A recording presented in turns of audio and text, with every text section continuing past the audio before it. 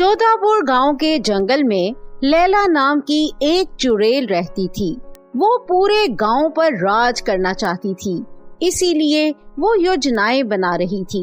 मैं गांव में एक पानी पूरी का ठेला लगाऊंगी और पानी पूरी के पानी में अपना खून मिला दूंगी।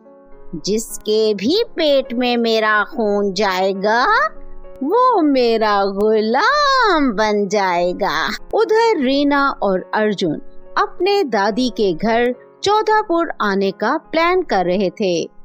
माँ, मैंने अपना cream powder, lipstick, perfume, nail polish, काजल और सुरमा रख लिया है। ठीक है बेटा। अर्जुन, तुमने अपने कपड़े रख लिए? हाँ माँ, मैंने रख लिए, लेकिन मेरी घड़ी नहीं मिल रही। इस चुड़ैल ने चुरा ली होगी।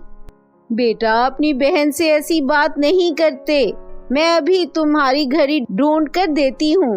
तीनों लोग ट्रेन से अपने दादी के घर चौधापुर पहुँचते हैं। दादी उनको देखकर बहुत खुश होती है। अरे बच्चों, तुम तो बहुत बड़े हो गए हो। दादी, मैं तो नेचुरल तरीके से बड़ी हुई हूँ, लेकिन अर्जुन को अम्मी ने इसकी टांगे खींच खींच कर लंबा किया है। नहीं दादी माँ, मैंने इसकी चोटी खींच कर लंबा किया है। अब तुम दोनों लड़ना बंद करो। चलो चाय पीते हैं और बिस्किट खाते हैं। मैं तुम्हें कल पानी पूरी खिलाने नदी के पास ले चलूंगी। उधर लैला चुड़ैल अपना खून मिलाकर पानी पूरी तैयार कर रही होती है। मेरे खून से पानी पूरी का पानी बहुत स्वादिष्ट हो गया है। सब लोग मेरे गुलाम बन जाएंगे। अगले दिन रीना और अर्जुन अपनी दादी के साथ पानी पूरी खाने पहुंच जाते हैं। उधर लैला चुड़ैल एक सुंदर औरत का रूप धारण करके पानी पूरी का ठेला लगाकर खड़ी होती है।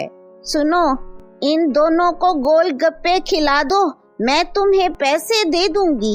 रीना और अर्जुन जी भरकर गोलगप्पे खाते हैं। गोलगप्पे खाने के बाद वो लौटकर घर आ जाते हैं। रात में जब सो रहे होते हैं तो रीना एकदम से उठ जाती है। उसकी आंखें लाल होती हैं। रीना घर से बाहर पड़ोस वाले घर में चली जाती है और अपनी उंगली काटकर अपना खून पानी में मिला देती है। अर्जुन भी उठकर दूसरों के घर जाता है और अपनी उंगली काटकर अपना खून सब्जी में मिला देता है। रीना घर पहुंचने के बाद अपनी दादी पर हमला कर देती है। अरे रीना बेटा, ये तुम्हें क्या हो गया है? बचाओ, कोई मुझे बचाओ। माँ जल्दी से उसको पकड़ लेती है और उसे बांधकर कमरे में बंद कर देती है। अर्जुन भी चाकू लेकर वहाँ आ जाता है और दोनों पर हमला कर देता है। अर्जुन को भी अर्जुन की माँ बांधकर कमरे में बंद कर देती है।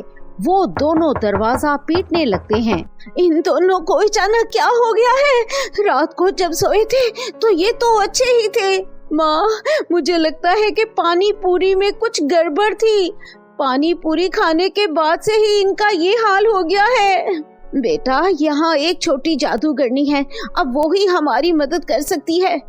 मैंने देखा है कि दोनों की आंखें लाल भी हो गई हैं। दादी और माँ घर से बाहर निकल जाते हैं और अपनी समस्या लेकर छोटी जादूगरनी के पास पहुँचते हैं।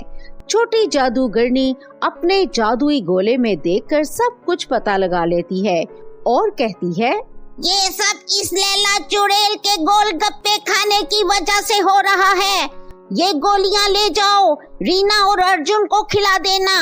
मैं इस दुष्ट चुड़ैल को पकड़ने जाती हूँ। मुझे कई दिनों से इस दुष्ट चुड़ैल का इंतजार था। अब इस दुष्ट चुड़ैल को मैं नहीं छोड़ूंगी।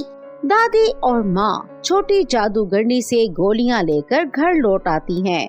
उसके बाद दादी और माँ जिस कमरे में रीना और अर्जुन बंधे होते हैं, वहाँ रीना और अर्जुन के पास पहुँच जाती हैं। उसके बाद उन दोनों के मुंह पर नशीली दवा से भीगा हुआ रुमाल रखकर उन दोनों को बेहोश कर देती हैं। फिर वो उनके मुंह में छोटी जादूगरनी की तरफ से दी गई गोलियां डाल देती हैं। कुछ देर बाद जब रीना और अर्जुन को होश आता है तो रीना और अर्जुन को उल्टियां लग जाती हैं। लगातार उल्टियां करने की वजह से पानी पूरी का सारा पानी बाहर आ जाता है। पानी पूरी का सारा पानी बाहर आते ही रीना और अर्जुन बिल्कुल ठीक हो जाते हैं। माँ रीना और अर्जुन को खुशी से गले लगा लेती है। उधर छोटी जादूगरनी अपनी जादुई शक्ति से लैला चुड़ैल को पकड़कर अपनी जेल में कैद कर देती है। तुमने मुझे यहाँ कैद करके अच्छा नहीं किया छोटी जादूगरनी, मैं तुम्हें नहीं छोड़ूंगी। मुझे तुम्हारा कई दिन से इंतजार था दुष्ट चुड़ैल, आखिरकार तुम मुझे मिल ही गई। अब तुम उम्र भर यहीं कैद रहोगी मेरी जेल में। इस तरह दुष्ट चुड़ैल को उसके किए की सजा मिल जाती है। तो दोस्तों, कैसी लगी हमारी कहानी?